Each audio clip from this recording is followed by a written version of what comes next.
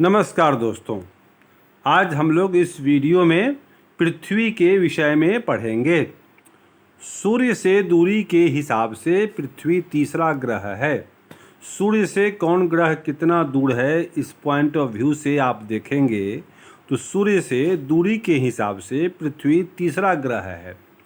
मतलब दो ग्रह और है जो सूर्य के करीब है, तीसरा ग्रह है उसका नाम है पृथ्वी। आकार में यह पांचवा सबसे बड़ा ग्रह है।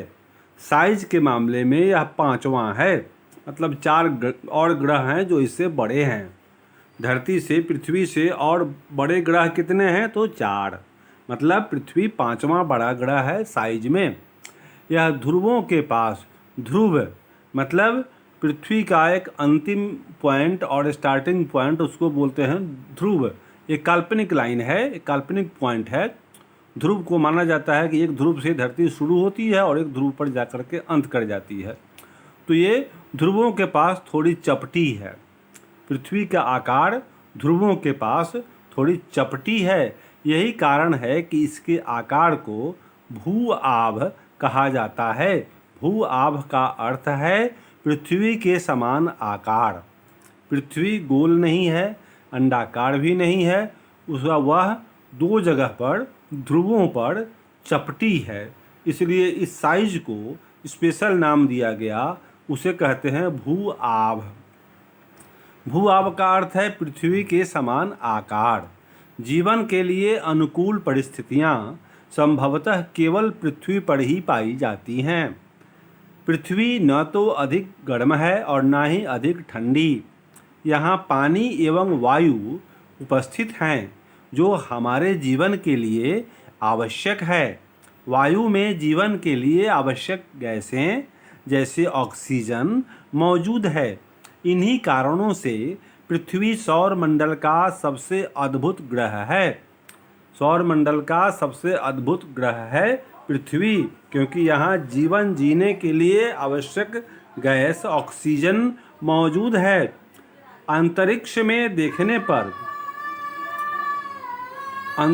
से देखने पर पृथ्वी नीले रंग की दिखाई पड़ती है, क्योंकि इसकी 2/3 सतह पानी से ढकी हुई है। इसलिए इसे नीला ग्रह कहा जाता है। और क्या आप जानते हैं, प्रकाश की गति लगभग 300,000 मतलब 3 लाख किलोमीटर प्रति सेकंड है। प्रकाश की गति क्या है? 3 लाख किलोमीटर प्रति सेकंड है। मतलब एक सेकंड में 3 लाख किलोमीटर प्रकाश चला जाता है। इस गति के बावजूद सूर्य के प्रकाश को पृथ्वी तक पहुंचने में लगभग 8 मिनट का समय लगता है। 3 लाख किलोमीटर प्रति सेकंड प्रकाश की गति है और इस स्पीड से सूरज की किरणों को पृथ्वी पर पहुंचने में 8 मिनट का समय लगता है। तो आप समझ सकते हैं कि कितना दूरी है। अंतरिक्ष से देखने पर पृथ्वी नीले रंग की दिखाई पड़ती है। अंतरिक्ष से ऊपर से अगर आप देखेंगे पृथ्वी को तो यह नीले रंग की दिखाई पड़ती है, क्योंकि इसकी 2/3 सतह पानी से ढकी हुई है। इसलिए इसे नीला ग्रह कहा जाता है।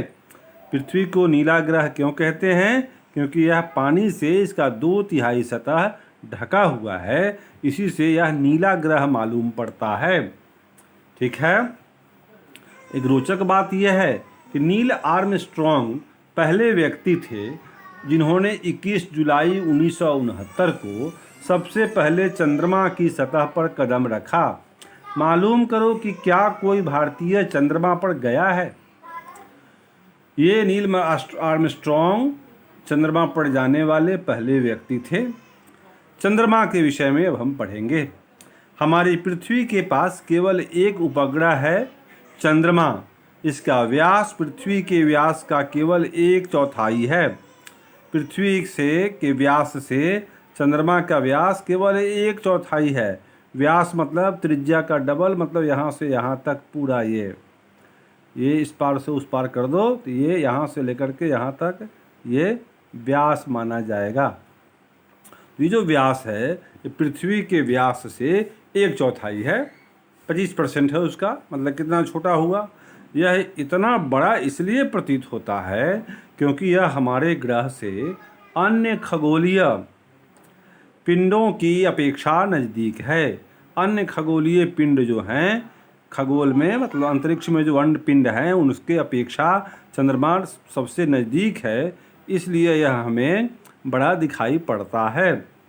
यह हमसे लगभग 3,84,400 किलोमीटर दूर है। चंद्रमा पृथ्वी से कितना दूर है? तो 3,84,400 किलोमीटर दूर है।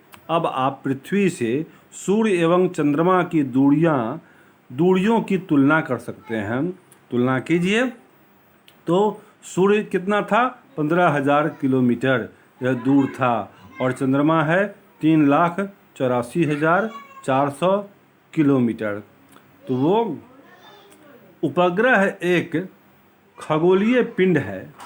उपग्रह क्या है? उपग्रह एक सैटेलाइट, उपग्रह एक खगोलीय पिंड है जो ग्रहों के चारों ओर उसी प्रकार चक्कर लगाता है जिस प्रकार ग्रह सूर्य के चारों ओर चक्कर लगाते हैं। उपग्रह बनावटी हुआ, यह भी एक खगोलीय पिंड हुआ, यह भी खगोल शास्त्र के अध्ययन का विषय है, यह भी अंतरिक्ष में रहता है। मानव निर्मित उपग्रह एक कृत्रिम पिंड है। यह वैज्ञानिकों के द्वारा बनाया गया है जिसका उपयोग ब्रह्मांड के बारे में जानकारी प्राप्त करने एवं पृथ्वी पर संचार माध्यम के लिए किया जाता है। इसे रॉकेट के द्वारा अंतरिक्ष में भेजा जाता है एवं पृथ्वी की कक्षा में स्थापित कर दिया जाता है। अंतरिक्ष में उपस्थित कुछ भारतीय उपग्रह जैसे इनसेट, IRS, एडुसैट इत्यादि हैं जो कार्य कर रहे हैं और जिनसे भारत ही को नहीं पूरे विश्व को फायदा हो रहा है। तो अब हम लोग चंद्रमा पृथ्वी का जब एक चक्कर लगाती है तो उसे 27 दिन लगता है। चंद्रमा पृथ्वी का एक चक्कर लगाती है कितने दिनों में? तो 27 दिनों में। लगभग इतने ही समय में यह अपने अक्ष पर एक चक्कर भी पूरा कर लेता है। एक चक्कर भी अपने पॉइंट पर वो अपने केंद्र पर नाच जाता है अक्ष पर। इसके परिणाम स्वरूप पृथ्वी से हमें चंद्रमा का केवल एक ही भाग दिखाई पड़ता है। मतलब पृथ्वी भी नाचती रहती है और चंद्रमा भी नाचता रहता है। तो 27 दिन में पूरा करता है यह। तो चंद्रमा का हम एक ही भाग इसीलिए देख पाते हैं कि हमारे सामने वह 27 दिन में एक बार नाचकर वह फिर पहले ही वाली स्थिति में पहुंच जाता है। तो जो भाग सामने रहा वही भाग सामने रहा, इसलिए पूरा भाग हम उसको एक बार नहीं देख पाते हैं। इसके परिणाम स्वरूप पृथ्वी से हमें चंद्रमा का केवल एक ही भाग दिखाई पड़ता है, उसका संपूर्ण भाग दिखाई नहीं पड़ता है क्योंकि वह भी नाचता रहता है। वह भी लगभग 27 दिन में अपने केंद्र पर एक चक्कर पूरा कर लेता है और पृथ्वी का चक्कर भी 27 दिन में लगाता है और लगभग इतने ही समय में वह अपने अक्ष पर भी एक बार नाच जाता है। मतलब नाचता हुआ चलता रहता है। वह पृथ्वी के चारों तरफ घूमता है और खुद भी नाचता हुआ चलता है, स्थिर होकर के नहीं चलता है। चंद्रमा की परिस्थितियाँ जीवन के लिए अनुकूल नहीं हैं। अनुकूल मतलब फेवरेबल, जीवन जीने के लायक चंद्रमा की परिस्थितियाँ नहीं हैं। कवियों के लिए कितना भी सुंदर हो, लेकिन चंद्रमा परिस्थितियाँ वहाँ की जो हैं वह जीवन के लिए सही नहीं हैं। इसकी सतह पर पर्वत, मैदान एवं गड्ढे हैं जो चंद्रमा की सतह पर छाया बनाते हैं। पूर्णिमा के दिन चंद्रमा पर इनकी छाया को देखा जा सकता है। क्षुद्र ग्रह, अभी क्षुद्र ग्रह क्या है? तो तारों, ग्रहों एवं उपग्रहों के अतिरिक्त तारे होते हैं, ग्रह होते हैं, उपग्रह होते हैं अंतरिक्ष में। इनके अलावा असंख्य छोटे पिंड भी सूर्य के चारों ओर चक्कर लगाते हैं। इन पिंडों को क्षुद्र ग्रह कहते हैं। ये मंगल और एवं बृहस्पति की कक्षाओं के बीच पाए जाते हैं। क्षुद्र ग्रह कहाँ पाए जाते हैं? तो मंगल एवं बृहस्पति के बीच पाए जाते हैं। वैज्ञानिकों के अनुसार क्षुद्र ग्रह ग्रह के ही भाग होते हैं जो कि बहुत वर्ष पहले विस्फोट के बाद ग्रहों से टूटकर अलग हो गए। क्षुद्र ग्रह कहाँ पाए जाते हैं? तो वो मंगल और बृहस्पति के बीच में। ये क्या हैं? तो ये भी ग्रह के ही भाग होते हैं जो विस्फोट के समय कहा जाता है कि आकाश में हमेशा विस्फोट होता रहता है। इस जीवन की शुरुआत भी एक महाविस्फोट से ही हुई है। तो विस्फोट के समय कुछ भाग ग्रहों के टूट करके अलग अलग हो गए और वे मंगल ग्रह और बृहस्पति के बीच में जा कर के फंसे हुए हैं। उन्हें कहते हैं क्षुद्र ग्रह। उल्का पिंड सूर्य के चारों ओर चक्कर लगाने वाले पत्थरों के छोटे छोटे टुकड़ों को उल्का पिंड कहते हैं। सूर्य के चारों ओर चक्कर लगाने वाले पत्थरों के छोटे छोटे टुकड़ों को क्या कहते हैं? तो उल्का पिंड कहते हैं। कभी कभी ये उल्का पिंड पृथ्वी के इतने नज़दीक आ जाते हैं कि इनकी प्रवृत्ति पृथ्वी पर गिरने की होती है। इस प्रक्रिया के दौरान वायु के साथ घर्षण होने के कारण ये गर्म होकर जल जाते हैं।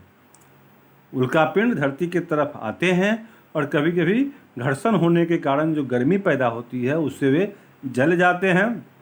फलस्वरूप चमकदार प्रकाश उत्पन्न होता है। कभी कभी कोई उल्का पूरी तरह जले बिना पृथ्वी पर गिरती है जिससे धरातल पर गड्ढे बन जाते हैं। क्या आपने तारों वाले खुले आकाश में एक ओर से दूसरी ओर तक फैली चौड़ी सफ़ेद पट्टी की तरह एक चमकदार रास्ते को देखा है? आकाश में एक ओर से दूसरी ओर तक एक फैली हुई चौड़ी सफ़ेद पट्टी होती है। यह चमकदार है। यह लाखों तारों का समूह है। यह पट्टी आकाश गंगा है जिसे इंग्लिश में मिल्की वे कहते हैं। हमारा सौर मंडल इस आकाश गंगा का एक भाग है। प्राचीन भारत में इसकी कल्पना आकाश में प्रकाश की एक बहती नदी से की गई थी।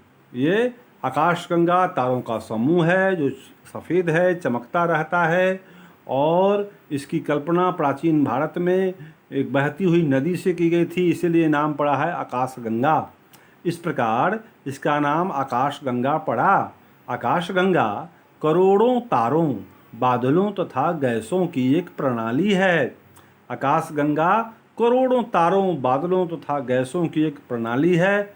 इस प्रकार की लाखों आकाशगंगाएं मिलकर ब्रह्मांड का निर्माण करती हैं और एक दो नहीं लाखों आकाशगंगाएं अंतरिक्ष में हैं जिन्हें हम ब्रह्मांड के अंदर मानते हैं। तो आकाशगंगाएं मिलकर ब्रह्मांड का निर्माण करती हैं। ब्रह्मांड की विशालता की कल्पना करना अत्यधिक कठिन है। ब्रह्मांड कितना विशाल है यह बताना अभी तक तो असंभव है। लोग अनुमान लगाते हैं कितना बड़ा यह ब्रह्मांड है, इसकी विशालता की कल्पना करना कठिन है। वैज्ञानिक अभी भी इसके बारे में अधिक से अधिक जानकारी एकत्र करने में जुटे हुए हैं। इसके आकार के संबंध में हमें कोई जानकारी नहीं है, लेकिन फिर भी हम जानते हैं कि हम सभी इसी ब्रह्मांड का हिस्सा हैं। सही माने में कितना बड़ा है हम नहीं जानते, लेकिन हम इसके हिस्से हैं। क्या आप ब्रह्मांड के साथ अपना संबंध बता सकते हैं? आप पृथ्वी पर हैं तथा पृथ्वी सौरमंडल का एक भाग है। हमारा सौरमंडल आकाशगंगा का एक भाग है, वो ब्रह्मांड का हिस्सा है। ब्रह्मांड से जुड़े इस तथ्य पर विचार कीजिए कि इसमें लाखों आकाशगंगाएं मौजूद हैं। इस चित्र में आपका स्थान कहाँ है? देखिए, ब्रह्मांड सबसे बड़ा, ये ब्रह्मांड पूरा, आकाशगंगा उसके भीतर, ऐसी लाखों आकाशगंगाएं हैं। उसके भीतर ये सौरमंडल है, मतलब इससे छोटा, उसमें हमारी ये पृथ्वी है और उसमें ये आपका जीवन है। ठीक है, यही आपका पोजीशन है। ब्रह्मांड पूरा है, उससे छोटा ये आकाशगंगा, आकाशगंगा से छोटा सौरमंडल, सौरमंडल से छोटी आपकी पृथ्वी और उसमें आपके जैसे कितने जीव हैं। तो लिविंग नॉन लिविंग सभी होते हैं पृथ्वी पर। तो ये आपने देखा। अब इसका कुछ महत्वपूर्ण प्रश्न है, इसको हम लोग देखेंगे, जिसकी चर्चा करेंगे ताकि आपको प्रश्नोत्तर करने में सुविधा हो। निम्नलिखित प्रश्नों के उत्तर संक्षेप में दीजिए। बिल्कुल संक्षेप में। ग्रह और तारे में क्या अंतर है? तो ग्रह और तारे दोनों आकाशीय पिंड हैं, लेकिन ग्रह में अपना प्रकाश या ऊष्मा नहीं होती, तारे में अपना प्रकाश होता है, अपनी ऊष्मा होती है। ये अंतर है। सौरमंडल से आप क्या समझते हैं? सौरमंडल का मुखिया होता है सूरज, और सूरज आप इसे बिल्कुल स्पष्ट यहाँ से देखें सौरमंडल को, और तब बिल्कुल सही इसका आकलन करें। सौरमंडल की परिभाषा क्या कर सकते हैं आप? तो सूर्य, 8 ग्रह, उपग्रह तथा कुछ अन्य खगोलीय पिंड जैसे क्षुद्र ग्रह एवं उल्का पिंड मिलकर सौरमंडल का निर्माण करते हैं। सौरमंडल में होते हैं 8 ग्रह, उपग्रह तथा कुछ अन्य खगोलीय पिंड एवं क्षुद्र ग्रह भी। तो ये क्षुद्र ग्रह एवं उल्का पिंड भी, ये सभी सौरमंडल के अंदर होते हैं, और सूरज उनका मुखिया होता है। इसे हम सौर परिवार कहते हैं। ठीक है। तो इसके बाद फिर हम लोग यहाँ प्रश्नों की सूची में आते हैं।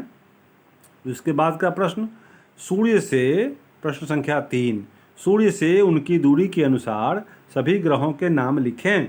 सूर्य से उनकी दूरी के अनुसार सभी ग्रहों के नाम लिखें। इस प्रश्न का उत्तर देने के लिए हम आपको फिर ले चलेंगे इस लिस्ट में, जहां वह सेंटेंस मैंने आपको बताया था, जो आपकी एनसीईआरटी की किताब में है, जिससे आसान हो जाएगा आपको याद करना कि सूरज से किसकी कितनी दूरी है। तो सूरज से दूरी के मामले में देखिए, my very efficient mother just served us nuts. ये पहला लेटर ग्रहों का नाम है। इस सूरज से कौन कितना दूर है इसका पता लगता है। तब सूरज के सबसे करीब है मरकरी, एम से, माई का एम, वेरी से, वी से वेनस, ई से अर्थ, एम से मार्स, जस्ट से, जे से जुपिटर, एस से सैटर्न, और यू से यूरेनस, और एन से नेपच्यून। तो ये लाइन याद करें, यह प्रश्न आपको हमेशा याद हो जाएगा। My very efficient mother just served us nuts. सबसे नज़दीक बुध, उसके बाद शुक्र, तीसरा पृथ्वी, मंगल, बृहस्पति, शनि, यूरेनस तथा नेपच्यून। ये आपको सूर्य से उनका जो डिस्टेंस है, इसके लिए ये सेंटेंस बताया गया। अब हम लोग फिर आते हैं उन्हीं प्रश्नों की सूची पर, और उसके बाद वाला प्रश्न देखते हैं। पृथ्वी को अद्भुत ग्रह क्यों कहा जाता है? अद्भुत ग्रह इसलिए कहा जाता है कि ना तो यह बहुत गर्म है, ना ही बहुत ठंडा, और यहाँ पानी भी होता है, और यहाँ पर हवा भी है, ऑक्सीजन भी है, जो जीवन जीने के लायक इसको बनाती है। तो पृथ्वी इसीलिए अद्भुत है। इसका रंग नीला पड़ता है क्योंकि इसका 2/3 भाग जल से ढका रहता है। ब्रह्मांड क्या है? ये सारे जो चैप्टर हम लोग पढ़े हैं, ये सब ब्रह्मांड के विषय में है। ब्रह्मांड के अंतर्गत आकाशगंगा होती है, सौरमंडल होता है, उसमें सभी होते हैं, उस सूरज होता है, उसमें आपको ये पृथ्वी होती है, और उसमें हम होते हैं। तो ये पूरा ब्रह्मांड ही है जो ऊपर दिखाई पड़ता है, इसको हम लोग ब्रह्मांड बोलते हैं, इसको हम लोग आकाश कहते हैं। उस आकाश में सभी कुछ होता है जो ऊपर है, तो ब्रह्मांड यही है। ब्रह्मांड में सभी समाहित हैं। सही उत्तर चिन्हित कीजिए। किस ग्रह को पृथ्वी के जुड़वां ग्रह के नाम से जाना जाता है? वो है शुक्र। शुक्र को कहा जाता है पृथ्वी का जुड़वां ग्रह। सूर्य से तीसरा सबसे नज़दीक ग्रह है पृथ्वी। और उसके बाद आपको तीसरा प्रश्न, सभी ग्रह सूर्य के चारों ओर किस प्रकार के पथ पर चक्कर लगाते हैं? तो वह दीर्घवृत्ताकार। ध्रुव तारे से किस दिशा का ज्ञान होता है? उत्तर। क्षुद्र ग्रह किन कक्षाओं के बीच पाए जाते हैं? मंगल एवं बृहस्पति। तारों का एक समूह, यहाँ लिखेंगे तारा, स्टार्स। तारों का एक समूह विभिन्न प्रतिरूपों का निर्माण करता है, उसे नक्षत्र मंडल कहते हैं। यहाँ पर लिख दीजिए तारा। तारों का एक समूह जो विभिन्न प्रतिरूपों का निर्माण करता है, उसे नक्षत्र मंडल कहते हैं। तारों की एक बहुत बड़ी प्रणाली को आकाश गंगा कहा जाता है। इसमें आकाश गंगा, इसमें तारा, इसमें नक्षत्र मंडल और इसमें तारों की एक बहुत बड़ी प्रणाली को क्या कहते हैं? तो आकाश गंगा कहते हैं। पृथ्वी के सबसे करीब है मंगल ग्रह और सूर्य से तीसरा सबसे नज़दीक ग्रह है पृथ्वी, इसमें होगा मंगल। ग्रहों के पास अपनी ऊष्मा तथा प्रकाश नहीं होती है। ये आपको मैंने पढ़ाया। इसके बाद वाले पाठ के लिए मेरा अगला वीडियो देखते रहिए, बहुत जल्दी आएगा। Thank you for viewing. Have a nice day.